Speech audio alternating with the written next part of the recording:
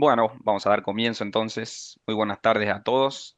Es un placer darle la bienvenida a un nuevo encuentro del ciclo denominado ¿Cómo lo hago? Una propuesta pensada para compartir de manera concreta y aplicada cómo diferentes especialistas enfrentan situaciones diagnósticas desde su experiencia cotidiana. En esta ocasión nos centraremos en imágenes en neuropediatría con foco específico en enfermedades desmielinizantes primarias, una temática compleja que plantea importantes desafíos diagnósticos en la práctica diaria. Vamos a recorrer junto a un disertante de lujo hoy su enfoque personal, qué aspectos considera claves, cómo organiza la evaluación de las imágenes y qué elementos utiliza para orientar el diagnóstico con precisión. La intención es que estos encuentros sean dinámicos y participativos, así que les pedimos que por favor intervengan, compartan sus inquietudes y puedan llevarse las herramientas concretas para su práctica profesional, ¿sí? La coordinación del encuentro de hoy estará a cargo por las doctoras María Belén Nallino, que es médica neuroradióloga con desempeño en diagnóstico médico Oroño, Sanatorio Parque e Instituto Cardiovascular en Rosario, diplomada en diagnóstico por imágenes y neuroradiología en Francia y en inteligencia artificial, perdón, aplicada a la medicina en la Universidad de Favaloro. Y por la doctora Raquel Butiero, médica especialista en diagnóstico por imágenes pediátricos, coordinadora del área de imágenes pediátricos neonatales del Hospital de Alta Complejidad Dr. Guillermo Rawson en San Juan y docente en la cátedra de diagnóstico por imágenes de la Facultad de Medicina de la Universidad Católica de Cuyo. Las doctoras presentarán a nuestro disertante, el doctor Carlos Rugilo, así que nuevamente gracias por estar presente y lo invitamos a aprovechar al máximo este espacio de formación e intercambio. Les aclaro que por favor todo lo que sea preguntas relacionadas a las casuísticas que presente el doctor lo hagan en el apartado de preguntas y respuestas. Sí, traten de evitar las preguntas en el chat. Muchas gracias. Doctoras, por favor. Buenas tardes, muchas gracias a todos por su presencia y especialmente al doctor Carlos Rugilo. Es un honor y un placer contar con él en esta disertación. El doctor Carlos Rugilo es médico especialista en diagnóstico por imágenes, especialista en neurología, es jefe del Departamento de Resonancia Magnética del Hospital de Pediatría Garrahan y consultor en neuroradiología del sanatorio del Hospital Británico de la Ciudad de Buenos Aires. Doctor, por favor, eh, puede comenzar su presentación. Bueno, muchas gracias Raquel, Gracias, gracias doctor. Belén y Santiago, y bueno, todas las autoridades de Fardit, es un gusto estar acá. Tendría que poner mi presentación, no sé si la podemos colocar ahí en pantalla. Está, me parece. Ahí la vemos, ¿eh? ¿Ok, la ven? Se ve, Sí. El que no la ve sí. soy yo. Acá se ve, sí. A ver, ¿qué tendría que hacer? Espera un minutito. A ver, vamos a bajar acá. Ahora sí. Ahí estamos. Vamos a bajar acá y corremos esto. Bueno, muy bien. La idea entonces es dar un pantallazo de las enfermedades desmineralizantes. Eh, en pediatría tenemos tres grandes enfermedades desmineralizantes primarias que le llamamos. Y bueno, esto es un poco las herramientas de trabajo que tenemos para evaluarlas. El primer caso es un caso disparador. Es un chico de 16 años que empieza con cefalea, visión borrosa y confusión. Y estas son las imágenes. Tenemos el flare axial a nivel de fosa posterior, vemos hiperseñal a nivel del vermis, paravermiana. También vemos un poco de señal alta en la periferia del bulbo. Después tenemos señales subcorticales o córtico-yuxtacorticales, como debemos decir ahora, a nivel de los hemisferios cerebrales en forma bilateral y asimétrica. Y después en el T1 FATSAT de órbita vemos engrosamiento y refuerzo de los nervios ópticos y de las vainas periópticas, que es lo que no debe captar. Sí, los músculos están normalmente captando, la glándula lagrimal, pero esto es bien patológico. Bueno, ya con este caso disparador que vamos a resolverlo, espero, al final, vamos a empezar a hablar de la primera enfermedad, que es la esclerosis múltiple, una enfermedad que mucha gente cree que que no se ve en pediatría, y sin embargo, los que hacemos esta subespecialidad sabemos que cada tanto aparece un caso, si bien es menos común que en adultos, pero bueno, tenemos que saber que es una enfermedad bastante es crónica. Este esquema es muy conocido, pero a mí me gusta mucho ver estas flechitas que están acá abajo, son las lesiones nuevas en resonancia magnética. Fíjense que antes que aparezca la primera clínica, la enfermedad en la etapa preclínica, ya tenemos actividad de la enfermedad. Esto es muy importante porque podemos detectarlo de casualidad en una resonancia, ya vamos a hablar un poquito de eso. Después empieza la actividad clínica, que son estos brotes, o sea, brotes como déficit neurológico, y ahí por supuesto hay una etapa en la enfermedad que dura variable, ¿no? Pero 10, 15 años donde hay mucha actividad en resonancia, y luego viene la etapa crónica, que es menos brotes, pero hay progresión clínica. Fíjense, esta también es interesante, esta línea de puntos que es el volumen del cerebro, que hoy podemos medir con distintos softwares, y vemos cómo va disminuyendo.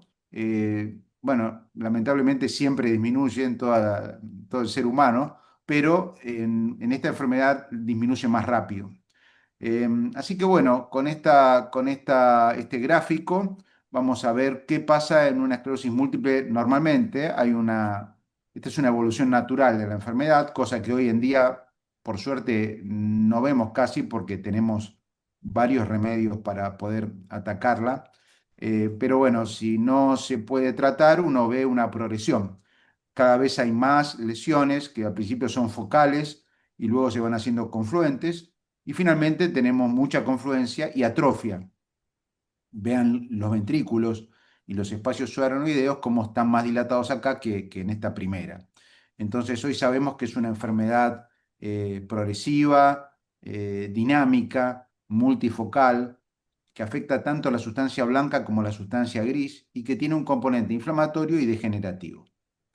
Desde el punto de vista práctico, porque vamos a tratar de hacerlo práctico, es importante saber a qué se considera una lesión en esta enfermedad, porque si no vamos a pensar que cualquier puntito que aparece en resonancia es una lesión, y no es así. Tiene que tener más de 3 milímetros, o al menos 3 milímetros. Entonces, esto, por ejemplo, este puntito no aplica para lesión, y este sí. Esto es importante. Estas lesiones tienen que estar en la sustancia blanca y puede estar en cualquier lugar. Después vamos a ver cuáles son las que aplican para los criterios de diagnóstico, pero en principio tienen que tener 3 milímetros. Bueno, podemos buscarlas a nivel córtico yuxtacortical, son las que están pegadas a la corteza o en la corteza. Hay tres tipos: la leucocortical tipo 1, las intracorticales y las subpiales. Las que vemos habitualmente son estas, las primeras. Estas no se pueden ver en resonancia por ahora. Y estas, bueno, depende del equipo, tienen que ser campos altos, 3 Tesla, 7 Tesla, y secuencias adecuadas. Una de las secuencias que usamos, depende también el equipo donde uno esté, es la secuencia doble inversion recovery para detectar estas lesiones. Aquí tenemos, apaga toda la sustancia blanca y las lesiones se ven muy bien. Ojo, porque si el equipo no es bueno, no está bien calibrado, se pueden confundir con artificios y por eso en muchos lugares prefieren no usarla y se manejan con la secuencia FLAIR, que vamos a ver en un minuto. A nivel infratentorial, el T2 es una secuencia adecuada para ver lesiones, sobre todo en la periferia de la protuberancia, en el piso del cuarto. Recuerden que una lesión que esté en el piso del cuarto no aplica como lesión periventricular, sino como lesión infratentorial para los criterios. Y es importante que en algunos equipos, nosotros por ejemplo la usamos, la secuencia de densidad protónica, es una secuencia antigua que es muy sensible en fosa posterior. Fíjense que el FLAIR, que es muy bueno y es una secuencia muy usada a nivel supratentorial, en fosa posterior no es tan buena. La cantidad de lesiones no es la misma a la que se ve en densidad protónica. Así que yo les recomiendo si pueden usar este primer eco del T2. ¿A qué le llamamos lesiones periventriculares? Bueno, tienen que estar pegadas al ventrículo y esto es clave, no sirve que estén cerca, tienen que estar pegadas a los ventrículos laterales. Las lesiones del cuerpo calloso, que son tan comunes en múltiple, se consideran periventriculares cuando están tocando a la superficie ventricular, que lo hacen habitualmente, son las lesiones de la unión calloso-septal. porque el cuerpo calloso no está todavía como criterio diagnóstico.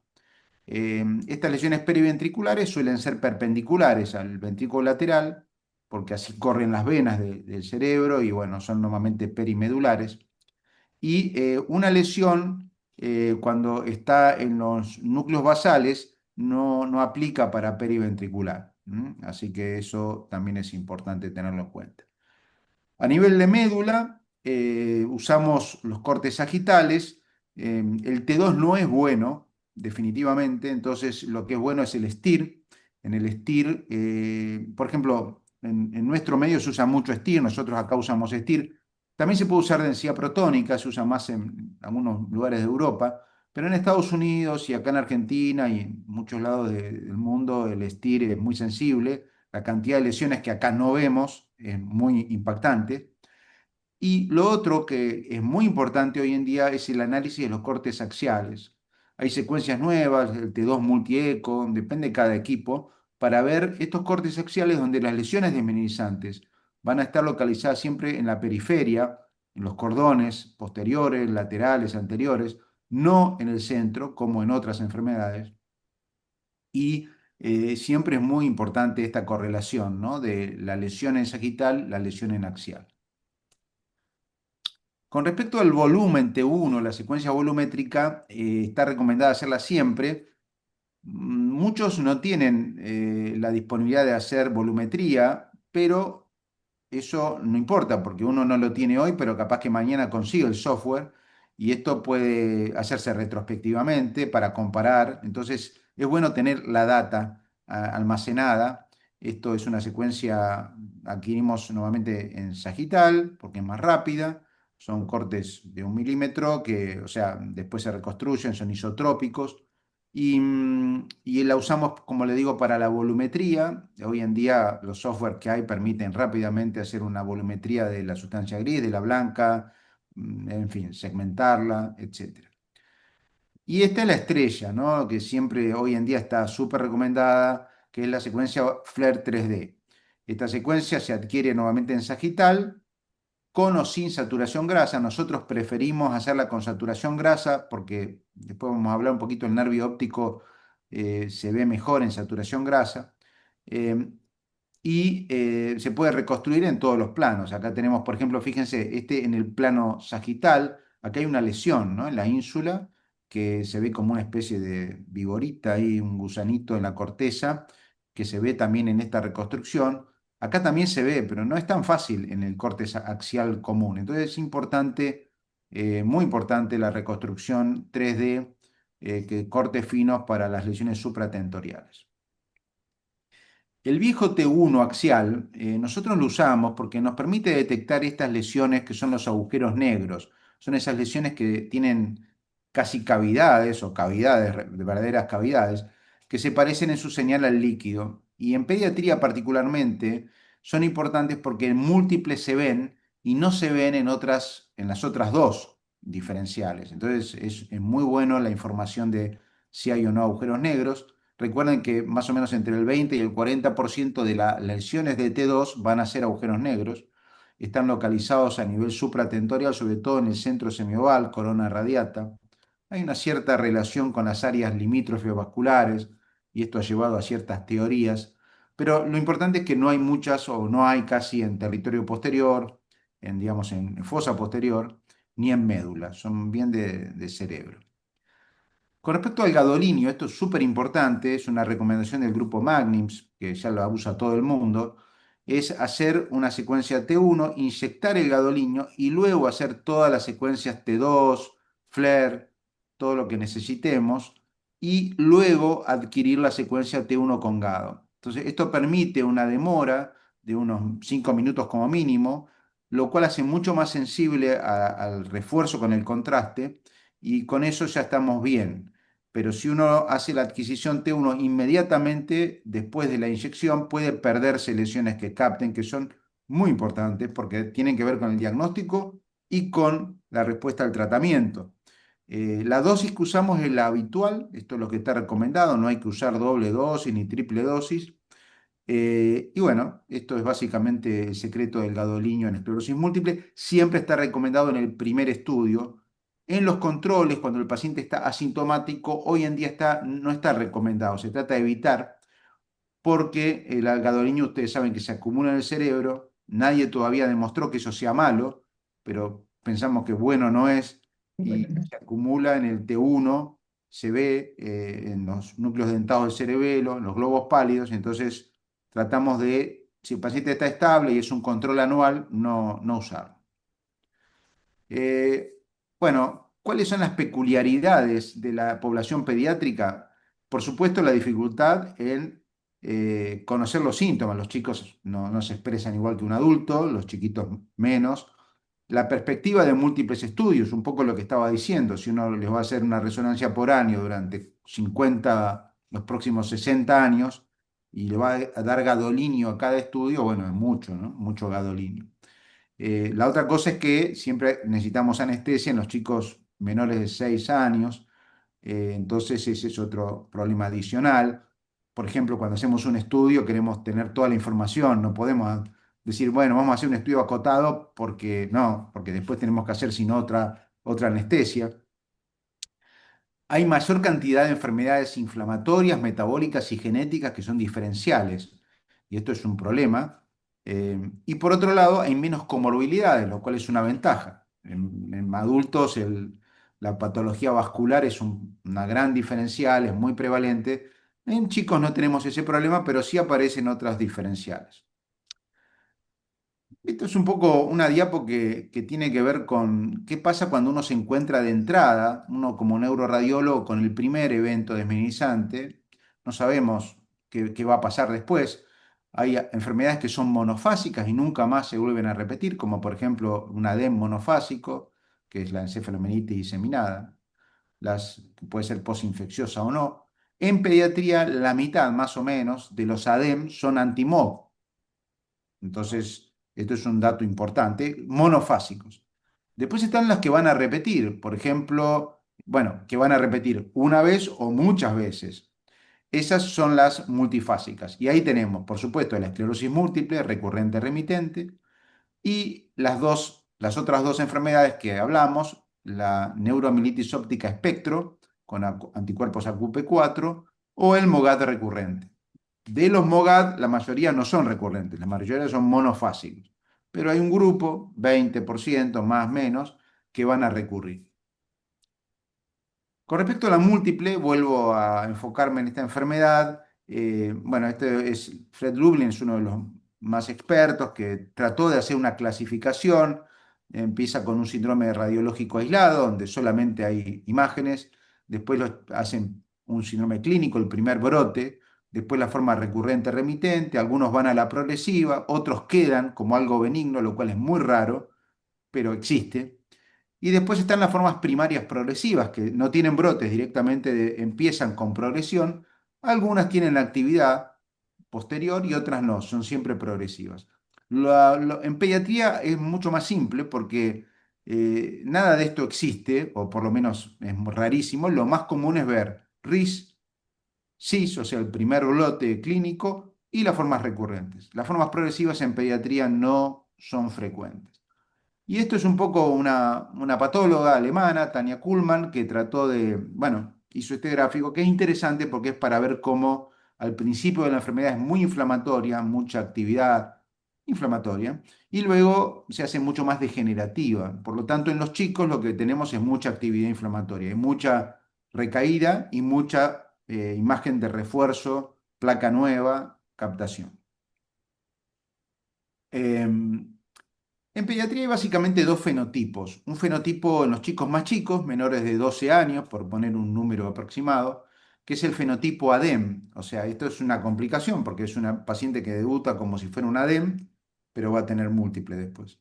Y después tenemos los chicos más grandes, que es muy parecida a la forma del adulto de esclerosis múltiple. Hoy en día tenemos la posibilidad de tener algunas secuencias nuevas que están en casi todos los equipos ya, que son la susceptibilidad magnética, que tiene una variante que es la fase, donde algunas placas desminimizantes tienen un anillo que se ve negro en fase, esto depende de cómo esté seteado cada equipo, pero que es muy importante porque habla que esta placa es una placa crónica activa. Es como si fuera un rescoldo ahí que está calentito, pero sigue quemándose. Y esto, si lo vemos en patología, es una placa que al principio estaba inflamada, pero que en vez de ir a desactivarse y quedar inactiva, sigue activa en la periferia, con macrófagos activos que tienen adentro hierro, básicamente hierro, y estas placas son las que van a dar una progresión clínica de la enfermedad sin actividad, o sea, sin brotes. Antes esto, por supuesto que no lo sabíamos, y hoy es tan importante que ya se han puesto en los criterios nuevos de diagnóstico. Y la otra novedad, también justamente con la misma secuencia de susceptibilidad magnética, es la presencia de las venas centrales. O sea, como les decía hoy, creo, estas placas se forman alrededor de las venas que salen perpendiculares, las venas medulares. Y entonces, si vemos una vena exactamente en el medio de la placa, eso se llama vena central.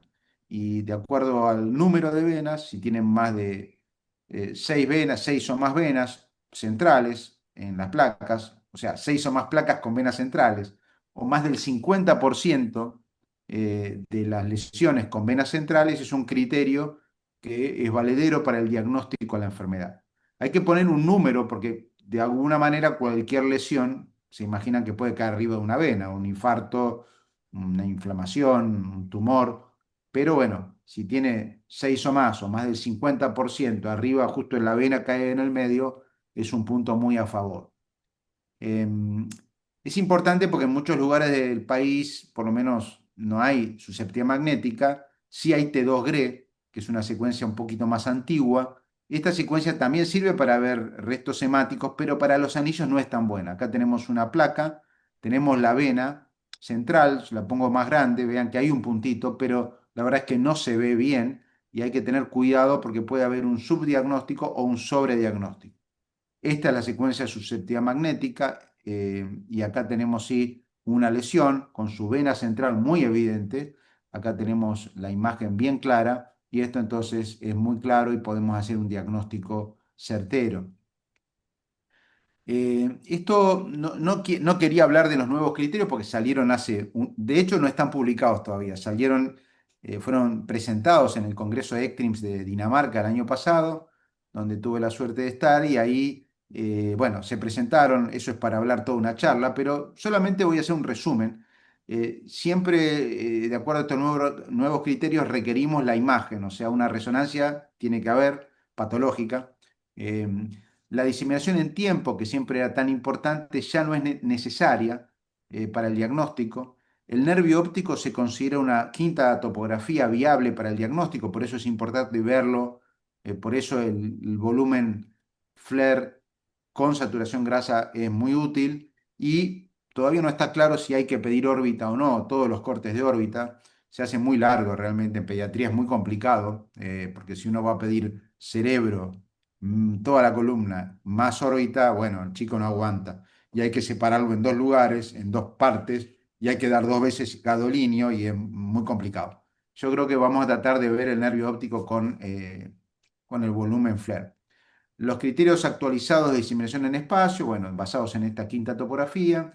Estas nuevas dos signos, las venas centrales y los anillos paramagnéticos, que son importantes para el diagnóstico. El RIS, como les decía, cuando el paciente tiene solo lesiones y no hizo clínica, hay criterios para decir, bueno, esto es una esclerosis múltiple, biológicamente todavía no hizo clínica y hay que tratarla. Esto también se hicieron criterios para esto. En pacientes adultos con cefalea o con factores de riesgo vascular hay que subir la vara en los criterios. En los chicos, y esto es importante para los que hacemos pediatría, es muy importante el anti-MOC, sobre todo en los chicos más pequeños y en los adolescentes que tengan imágenes un poco atípicas. Bueno, ahí se requieren imágenes adicionales para las formas primarias y aparecieron también unos elementos en el líquido que son las cadenas kappa, que todavía no están en nuestro medio, pero bueno, seguramente las vamos a tener. Y lo más importante, no todos necesitan todo. Una de las ventajas de estos nuevos criterios es que son muy versátiles tenemos más elementos, pero no necesariamente hay que usarlos. Si uno tiene el diagnóstico con las cosas básicas, bueno, nos quedamos ahí, así que no hay que entrar en pánico si uno no tiene todo. Un poco en los chicos se aplican los mismos criterios que en adultos. Y esto es una buena noticia porque antes había dos grupos y se mezclaba, se superponía, pero eran distintos. Bueno, ahora los mismos criterios, solamente que en los chicos se prefiere que tengan más del 50% de las lesiones con vena central y el MOG en los chicos menores a 12 años y en las presentaciones atípicas hay que hacerlo de rutina con la técnica basada en células, que es la técnica mejor para estudiarlos. Y este es un caso de acá del hospital para mostrar qué complejo es el tema en los chicos chiquitos. Este es un chico de menos de 2 años. Fíjense que este chico parecía tener acá, con uno ve esto y dice es una DEM.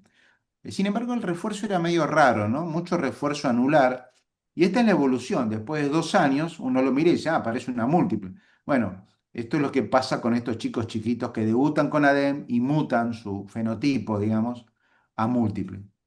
Hay que tenerlo presente. En general, se dice que para hacer el diagnóstico en estos pacientes que debutan con fenotipo ADEM, hay que tener un segundo ataque clínico típico de múltiple o nuevas lesiones en alguna de las 5 regiones típicas para hacer el diagnóstico. Y todo esto tiene que ser hecho más de 90 días del comienzo del ADEM, porque el ADEM a veces recurre precozmente, sobre todo cuando uno le saca el corticoide, entonces hay que tomarse esos 3 meses para poder hacer el diagnóstico. Bueno, una de las cosas de esta enfermedad, una vez que uno hace el diagnóstico, es el control. El control se hace una vez por año habitualmente. Y claro, uno primero tiene que tener un buen equipo, unas buenas pantallas, 2 pantallas donde uno mira y compara. Es muy difícil hacerlo para un médico clínico en el consultorio, donde está con un negatoscopio y tiene que estar 15 minutos por paciente. Bueno, es muy difícil. Esto antes era mucho más sencillo. Entonces, esto es recomendable, mucha responsabilidad para el neuroimagenólogo, pero por suerte está apareciendo cada vez más la inteligencia artificial. Este es un control al año y bueno, fíjense que acá hay 2 lesiones nuevas, no es fácil de ver estas lesiones. En la inteligencia artificial, estas lesiones fueron marcadas con rojo espontáneamente. Además, podemos ver el volumen cerebral. Este es un protocolo de Entelaide, que es una empresa argentina que ya está en varios lugares y uno puede ver el volumen cerebral de acuerdo al sexo y a la edad del paciente. Entonces es fantástico, puede ver el volumen de cada estructura del cerebro. Si bien no está en todos lados, bueno, yo creo que cada vez va a estar más en todos lados y posiblemente ya los equipos vengan con protocolos de este tipo, software de este tipo incluidos, así que prontamente vamos a tener. Por ahora lo que recomiendo es, yo lo uso cuando lo puedo usar, lo uso, pero siempre lo controlo, hay que chequearlo, ¿no? Porque puede haber algún error, por ahora hay que chequear. Vamos a entrar a la segunda enfermedad, MOGAD, así se llama hoy en día. Le digo el gran camaleón porque es una enfermedad que se parece a otras cosas, cada vez tiene más, su espectro se está ampliando. Es una enfermedad basada en anticuerpos anti-MOG, la glicoproteína de los oligodendrocitos de la mielina. Sin embargo, no se sabe hasta qué punto estos anticuerpos son los patogénicos, pero bueno, tienen que estar para el diagnóstico. Y esta es una proteína, una glicoproteína que está en la superficie de la mielina. Estos son los anticuerpos. Tiene dos fenotipos, uno del adulto, que es más óptico-espinal, es lo que antes llamaba enfermedad de Vick. Y este es el fenotipo de los chicos, donde es más ADEM y like. Como les decía, la mitad de los ADEM eran MOG, finalmente. La mayoría de las veces es monofásica, pero un 20% es multifásico. Y bueno, algunas cositas. Se ve en pediatría muchísimo y se ve también en adultos jóvenes. Muchas veces es post-infecciosa. Hay un pequeño número post-vaccinal. Puede haber superposición con otros anticuerpos como NMDA. No hay superposición con antiacuaporina y eso es una buena noticia para no confundirnos. En general tiene buena recuperación, por lo menos los primeros brotes. Cuando es multifásica se complica porque la recaída termina produciendo lesiones, sobre todo el nervio óptico, y eso deja secuelas. En el año 2023 el grupo de neuropediatras, digamos, hizo los criterios diagnósticos de MOGAD, son los que usamos. Hicieron, paciente para tener el diagnóstico tiene que tener A, B y C, o sea, los criterios clínicos, con los grandes síndromes, son 6 síndromes clínicos. Los criterios de diagnóstico del anticuerpo, no existe MOG si no tenemos el anticuerpo detectado con una técnica buena, claramente positivo, y descartar otros diagnósticos, por supuesto, esto es común para todas. Se dice fácil y rápido, es lo más difícil. Pero cuando no tenemos el anticuerpo bien claro, hay que recurrir al soporte y ahí es donde entra la resonancia. Soporte para la neuritis óptica por resonancia, soporte para la mielitis por resonancia, soporte para las lesiones de tronco y cerebro por resonancia. Y a eso vamos. Es decir, ¿cómo es una neuritis óptica en MOC? Bueno, es una lesión muy inflamatoria. Tiene un nervio óptico muy edematizado, muy hiperintenso en STIR, en T2, con refuerzo no solamente del nervio, sino de la vaina, de la grasa, a veces periorbitaria. Normalmente es larga, la lesión es extensa. Y bueno, puede ser uni o bilateral, puede ser recurrente, lo que se llama crión, eh, y básicamente a veces deja secuela cuando es recurrente. Acá tenemos una comparación de cómo es una neuritis óptica de múltiple con una lesión corta en el nervio intraocular, intraorbitaria, mejor dicho, que capta contraste. En acuaporina, lesiones más bien posteriores, sobre todo hasta el quiasma puede estar comprometido, bilaterales. Y en neuroretinitis, que es otro diferencial en chicos, la borrelia, es una de las causas más comunes, que produce lesiones de la papila y también de la retina. Esto es otro diagnóstico diferencial. ¿Qué pasa en la médula? Bueno, la médula MOC da lesiones largas, más de 3 segmentos vertebrales, o 3 o más. Eh, Son lesiones que son las famosas mielitis que veíamos siempre, normalmente centrales, con un respeto periférico, largas y sobre todo dorsales, y con gran compromiso frecuente bajo, como acá, ¿no? Del cono.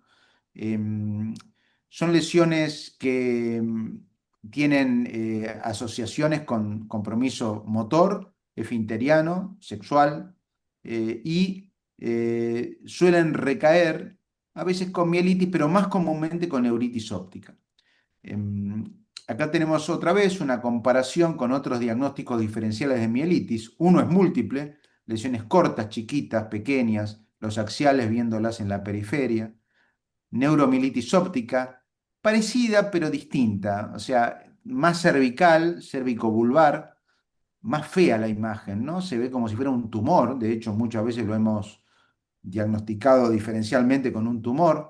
Hay lesiones centrales y periféricas, más blancas incluso que el resto, que se llama bright spots.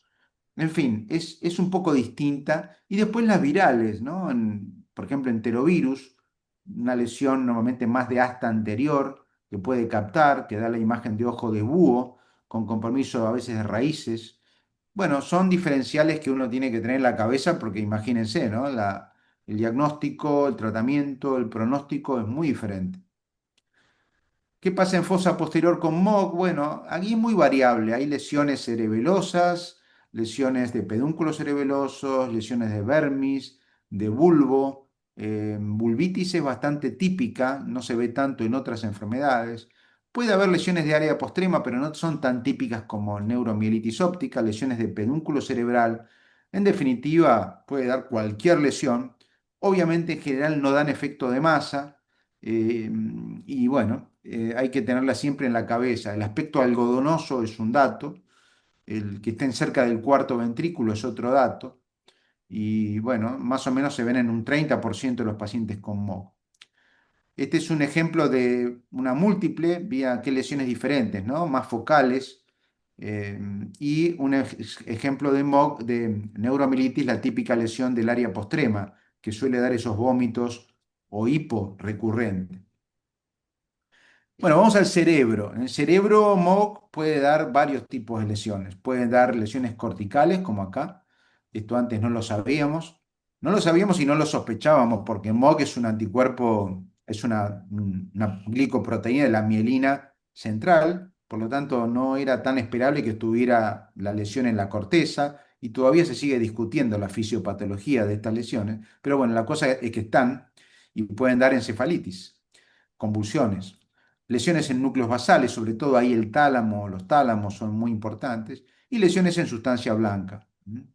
Eh, bueno, no suele haber dedos de Dawson, las lesiones periventriculares típicas de la múltiple acá no se ven, no hay agujeros negros, no hay anillos de hemosiderina y, y bueno, lo más importante es que con el gadolinio no hay gran refuerzo. A veces hay un poco de refuerzo, pero no es como en la múltiple que se ve el refuerzo típico anular o anillo incompleto. Esto es un trabajo muy antiguo, pero a mí me gusta cómo diferenciar lo que no es MOG y lo que es múltiple. Bueno, si un paciente tiene estas periventriculares, es más de múltiple, vean que son perpendiculares, los agujeros negros, múltiple, las periventriculares temporales, múltiple, y las lesiones córtico-yuxtacorticales cortitas, chiquitas, múltiple, no MOGAD. Esto sí es MOGAD para ver cómo capta con el contraste. Vean que hay mucha lesión, no hay tanto refuerzo, ¿no? El refuerzo a veces está un poco como acá, heterogéneo, no es un refuerzo muy marcado, eso hay que tenerlo presente. Obviamente si son muy grandes van a dar un poco de efecto de masa, pero acuérdense que todas las lesiones desminimizantes hay una desproporción entre el volumen de la lesión y el efecto de masa, donde no hay tanto efecto de masa. Bueno, este es un trabajo que hicimos nosotros que fue bastante bueno, me parece a mí, fue muy, digamos, muy republicado, porque hace unos años, cuando empezamos a hablar de los anillos de hemosiderina, una de nuestras becarias del interior hizo un trabajo comparando los pacientes con múltiple, con MOGAD y con neuromielitis, y lo que pudimos ver era que los pacientes con múltiples todos tenían una al menos con anillo, pero ninguno de las pacientes con los diferenciales tenía anillos. Diferenciales de desminimización primaria, o sea, MOGAD y neuromielitis, porque puede haber otras lesiones, metástasis, no sé, que pueden tener anillo, pero no las diferenciales desminimizantes. Y esto fue muy interesante, aparte lo hicimos con un 1.5 Tesla, en esa época todavía no teníamos el 3 Tesla, así que creo que fue valioso. Y esto es interesante, como les decía, el espectro de MOGAD se está ampliando a muchas lesiones, las encefalitis corticales, tronco y cerebelo, lesiones cerebrales tumefactivas que no eran tan comunes, y después, bueno, están describiendo lesiones por todos lados, digamos, ¿no? Neuropatías craneales, sobre todo el quinto par, patrones pseudoleucodistróficos, también, que uno se confunde, parece una leucodistrofia y termina siendo MOGAD. Así que bueno, esto se está complicando de una manera inquietante. Este es para mostrar uno de los más frecuentes, que es el patrón cortical. Les decía yo, los radiólogos que siempre ponemos siglas y cosas, a este se le ha puesto la palabra flames, porque es el flare, ¿no? Las lesiones corticales del flare relacionadas con MOG. Y hay otro signo que se llama fuel, que es cuando solamente hay refuerzo leptomeningio con el contraste. A veces están las dos cosas, porque este tiene un poquito de refuerzo. Pero bueno, antes uno veía esto y decía, ah, bueno, tiene una encefalitis, busquemos un virus, y hoy en día no. Bueno, quizás la causa más común es inmunomediada y es MOGAD, sobre todo en casos como este que está asociada con aneuritis óptica, ¿no? Hay dos conceptos disruptivos muy nuevos. Uno es que algunos pacientes con MOGAD tienen un periodo de delay, o sea, de demora hasta que aparece la imagen. Entonces puede haber un paciente que tenga una hemiparesia, y esto estamos publicándolo ahora, un caso que tuvimos acá, donde no se veía, se veían las lesiones, era un rebrote de MOG, no veíamos nada nuevo, y a los 4 días, 5 días hicimos la nueva resonancia y aparece la lesión que daba la hemiparesia. El otro concepto para los neuropediatras es que puede haber bajos títulos de MOG en líquido, en múltiple, pero siempre en bajos títulos y en líquido, no en sangre ni en altos títulos. Y finalmente, para terminar, vamos a hablar dos palabras de neuromielitis óptica, el espectro de neuromielitis, que es una enfermedad mucho más agresiva, por eso puse a un tigre. Eh, por suerte en pediatría no es tan común, se ve bastante más en adultos y sobre todo en tercera, cuarta década, pero acá que somos centro de referencia hemos tenido varios casos de neuromielitis. También hay criterios, fueron hechos en el año 2015 en la Clínica Mayo por Wingerchuk y colaboradores. Ahí se descubrieron los anticuerpos, la doctora Wanda Lennon descubrió los anticuerpos antiacuaporina, que son la causa de esta enfermedad. Antes, acuérdense que esta enfermedad se llamaba DEBIC y formaba parte de un espectro de esclerosis múltiple. Hoy sabemos que no. Aquí sí los anticuerpos son claramente patogénicos. Y bueno, los criterios están basados en las 6 características clínicas centrales, en la presencia de anticuerpos, pero ojo que hay un porcentaje, más o menos un 30%, que no tienen anticuerpos antiacuaporina. De esos hay un 50% que son MOC, para complicar un poquito la cosa. Lo que nunca pasa es que haya doble positivo. Nunca hay, si hay MOC, no hay acuaporina y viceversa. Pero bueno, puede hacerse el diagnóstico de esta enfermedad sin tener ningún anticuerpo, si cumple los otros criterios, ¿no? Ahí, por supuesto, la imagen es muy importante. Y para hablar de imágenes, bueno, estos son casos típicos donde hay una mielitis extensa, como decía, en general es cervical, pero a veces es más cérvico-dorsal, bien inflamada, y el compromiso del nervio óptico, ¿no? También no tan inflamatorio como la MOC, sino más bien posterior. Eh, Esto se correlaciona mucho con la presencia, dónde están los canales de acuaporina, que son canales de agua.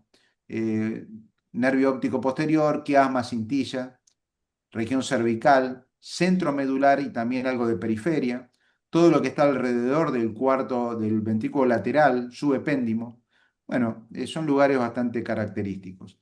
Y acá les pongo un ejemplo de muchas imágenes que hemos tenido, son todas de pacientes de acá, con acuaporina, lesiones cerebrales, lesiones grandes, supra, infra, refuerzo. Acá a veces se describe un refuerzo que se llama nublado, como si fuera una, bueno, una nube. eh, Compromiso acá de la área postrema, mielitis, mielitis, mielitis, eh, médula central. Y mira el refuerzo este nublado, heterogéneo, no es como el refuerzo, esto más un refuerzo, en este caso parece más de una múltiple, pero en general no es este refuerzo el que se ve un refuerzo nublado. Eh, las lesiones del cuerpo calloso son totalmente distintas a múltiple.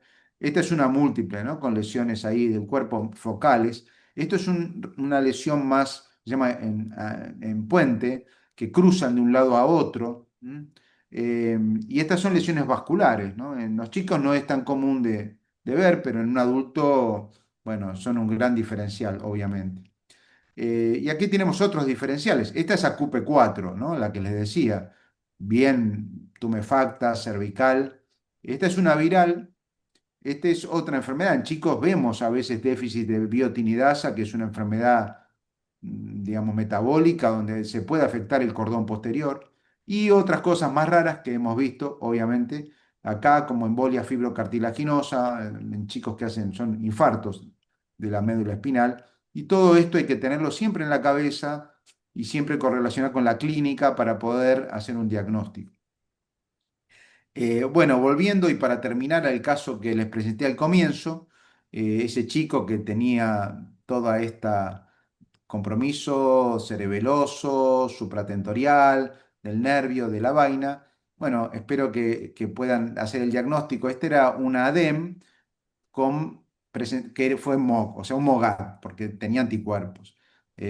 Así que, bueno, estos son los casos que ahora podemos resolver con, antes decíamos ADEM, que es un término paraguas, que en realidad tiene una versión clínica, donde hay encefalopatía, y una versión imagenológica, donde hay estas lesiones en distinto grado, pero ahora podemos tener el diagnóstico de certeza. Lo que pasa es que no lo tenemos al principio, lo tenemos después de unos días, donde a veces semanas, donde tarda en llegar el anticuerpo.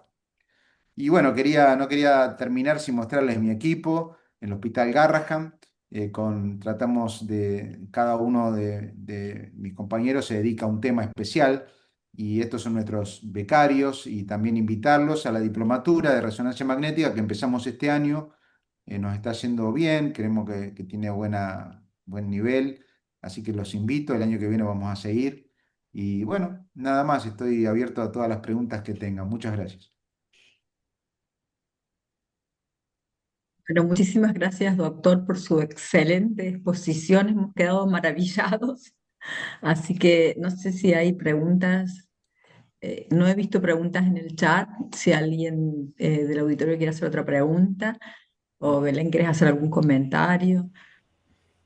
Bueno, yo muchas gracias por su tiempo, el conocimiento compartido. La verdad que estos casos son un desafío siempre para los imagenólogos, ¿no? Que nos encontramos con estas lesiones en sustancia blanca, gris y por ahí la importancia, ¿no? De estos conceptos para describirlas, para guiar a los pediatras para hacer todos los anticuerpos necesarios ¿no? para llegar a un diagnóstico.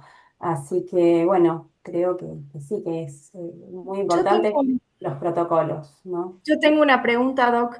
Nos Sí. comentaba sobre el contraste, luego del T1 sin contraste, hacer la administración de contraste en las siguientes secuencias y después, ¿eso protocolarmente en todos los pacientes lo hacen o solamente en sospecha de enfermedades desmielinizantes o de esclerosis en particular? Lo que está recomendado es el protocolo desmilinizante, pero te Ujú, cuento que acá en el hospital nosotros decidimos hacerlo en todos los pacientes. ujú, ¿Por qué? Bueno, nos dimos cuenta que es muy útil, porque básicamente el flare con contraste, ujú, y no le vemos ningún defecto, ninguna contra, digamos, ¿no? La ujú, única contra que uno podría especular es si hubiera una hemorragia subaracnoidea, ¿no? Ponele. Pero con eso tenemos la susceptibilidad que le hacemos a todos. ujú, Entonces nos va muy bien porque cuando hay refuerzo leptomeningio para una meningitis, una infiltración, es súper, súper, entonces lo hacemos siempre, pero no es algo que hagan todos, ¿no? ujú. Lo hacemos acá. Sí. Claro, claro. Y otra pregunta, desde mi ignorancia, obviamente. ¿Secuencias funcionales de algún tipo utilizan o se extiende mucho el tiempo por ahí No, justamente la no. anestesia y eso y por ahí? Claro, no, porque se extendería mucho. En los chicos, viste, o sea, si es sin anestesia no te aguantan. Y si es con anestesia, se hace una anestesia kilométrica. Y bueno, Claro, no, esto que les dije, yo creo que están sobrados no con es esto. suficiente. Claro. Doc, nos llegan, bueno, nos están mandando acá los grupos muchas felicitaciones, así que bueno, quería hacerle extensivo porque bueno, todo el mundo destaca lo lindo de la charla, así que agradecerle. Muchas gracias. Yo le quiero hacer una consulta también, doctor. Usted habló del protocolo de Entelay, de inteligencia artificial. Quería saber con cuánta frecuencia lo usan. ¿Lo usan de rutina? Nosotros tenemos disponibilidad, pero hasta hace poco, creo que hasta la versión 5 los niños no estaban incluidos en el grupo etario, digamos, que tenían una base de datos normal. Recién ahora. Y Sí. bueno, la idea es comenzar a hacerlos en todos, pero también son secuencias más largas. ¿Vale la pena utilizarlo en todos? ¿Qué opinión tiene acerca de esto? Mira, yo te cuento que en el hospital no lo tenemos, o sea, no lo tenemos porque no lo pudimos comprar, digamos, a mí me hubiera gustado mucho. Sí, yo lo uso en mi actividad privada. Bien, Y la verdad es que me es útil, me es muy útil. Por ejemplo, un paciente que tenga atrofia talámica, eso marca un mal pronóstico, y eso te lleva a otro tipo de tratamiento. Y a veces uno con el ojo humano no permite detectar muchas de estas cosas.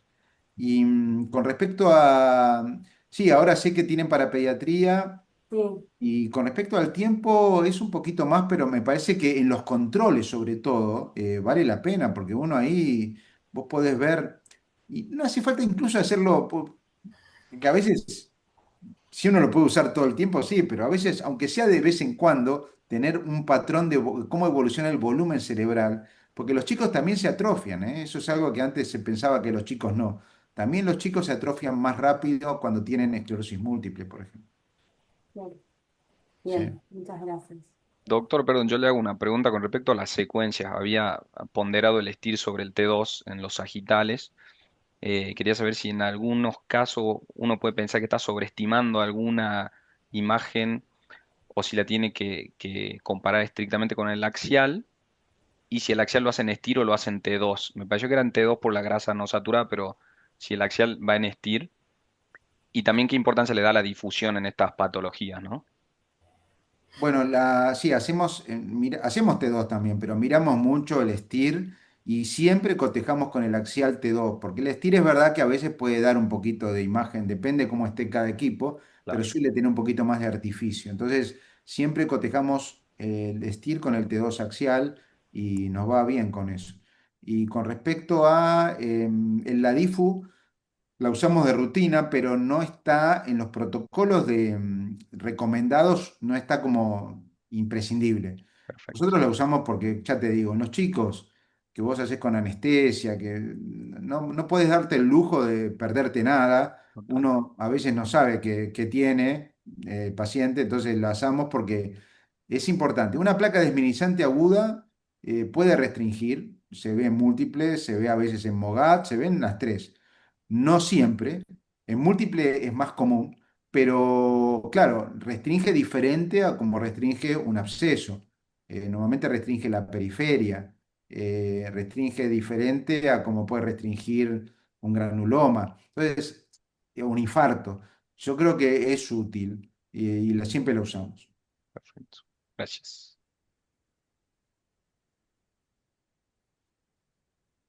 No sé si hay alguna otra pregunta En el en chat los no. chats. Yo no lo veo de acá, así No, que... en el chat no. Abrí las preguntas, pero no, están tímidos.